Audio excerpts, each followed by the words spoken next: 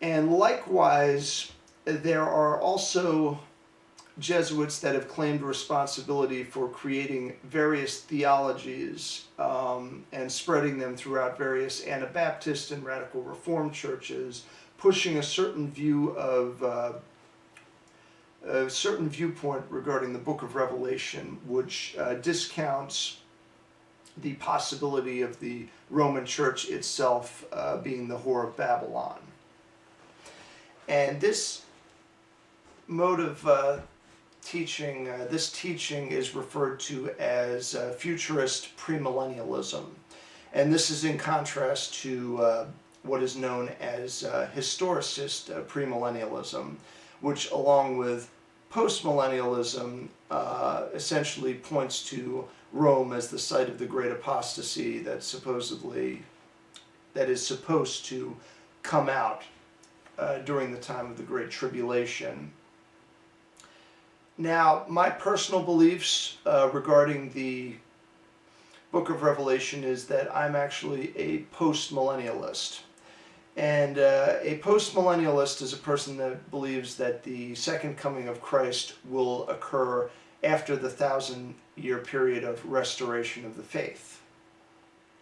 Now, naturally, this flies in the face of the principal teaching of Catholicism and the dominant viewpoint of Old Catholicism regarding the Book of Revelation, which is referred to as amillennialist.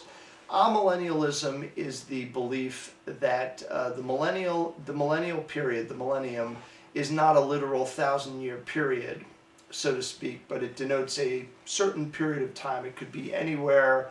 It could be 1,000 years, could be a little less, could be a lot more. It's just a period of time in which the restoration would occur. Furthermore, most amillennialists tend to be idealistic, which means they see Revelation specifically as a general struggle between good and evil and not a particular set of events that have been laid out through the Revelation to tell us of what is to come and when it is to come.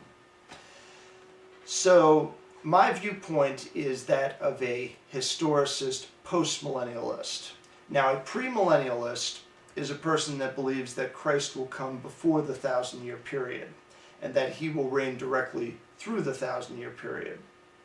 Whereas a postmillennialist believes that the 1,000-year restoration will come out of the apostasy, and that after the world has been cleansed of most of the apostasy, there will be a final struggle at the end, and that is when Christ will come with his sword and deliver the death blow to the beast, and thus will come the time of everyone's salvation.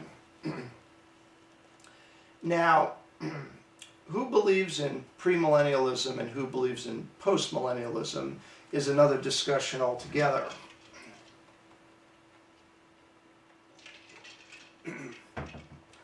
Premillennialism is mostly something established within various radical Reformed churches, particularly Baptist churches, various Anabaptist groups such as the Mennonites, the Amish, to an extent maybe the Quakers, although they get pretty heavily rationalistic and sometimes even go outside of the Bible for their source of divine truth. And it's also a viewpoint that has been largely taken in by the charismatic movement. In fact, that's where it's the most rampant. Non-denominational churches, like the one that's headed by John Hagee, preach what's called dispensationalism, which is an offshoot of futurist premillennialism. And that's where you get the whole idea of the actual Messiah is not Jesus Christ, but is actually Israel, and that Christ is merely a divine messenger. I don't know if they specifically deny the Trinity, but if that's their viewpoint, then they might as well be, because they're putting the nation of Israel on equal footing with Christ, which would mean that we'd either have a Trinity with a country as the Son rather than the Son itself, or we'd have a four-person quadrinity, and thus we'd have something that's purely heretical.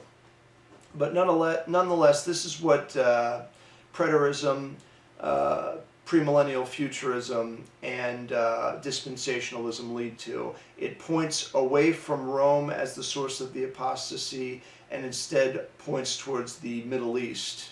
And this is why you have a lot of paranoia within American Christian churches regarding Islamicism, Mohammedism, Islam, whatever the heck you want to call it, which is nothing more than essentially a Aryan heresy offshoot with a pagan twist. I might do a video about Islam at some point. A lot of people are afraid of doing videos about Islam because of all the paranoia, but that's not really something that I'm going to shy away from unless I get a notice from YouTube saying that I can't say something respecting the Islamic faith.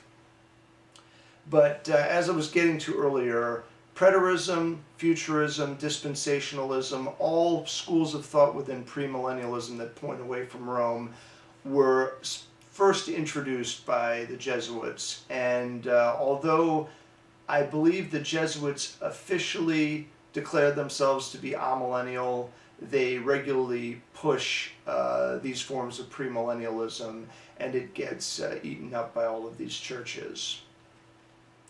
Postmillennialism is also under attack by the Jesuit order, but in a different way. It's attacked more directly through the introduction of idealistic amillennialism, which is what I used to follow when I was a part of the Roman Catholic Church.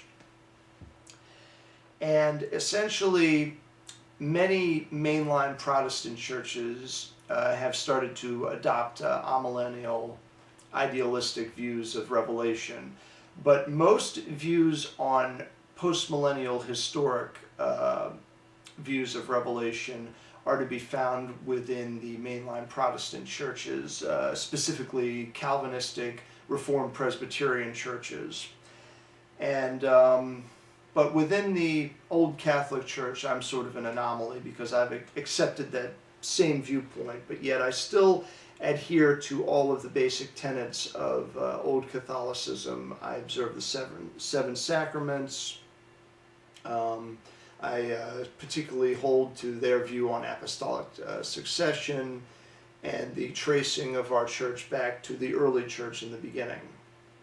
I accept the primacy of Scripture and thus all the dogmas that flow out of it and out of the teaching of the early church fathers are in necessary harmony with each other through that specific standard hierarchy, so to speak. Revelation followed by tradition and thus resulting in dogma. So I've basically covered all of the stuff that I wanted to cover. If anybody has any questions specifically about anything that I've stated, or if you're curious about anything else that might be covered that I maybe didn't touch upon, feel free to leave comments. I have a feeling that this is probably going to get broken into 3 or 4 parts because I went for a pretty long time, but I hope you enjoyed this, and I look forward to discussing it a bit more. So until then, with prudence to myself and benevolence to all of you, good evening.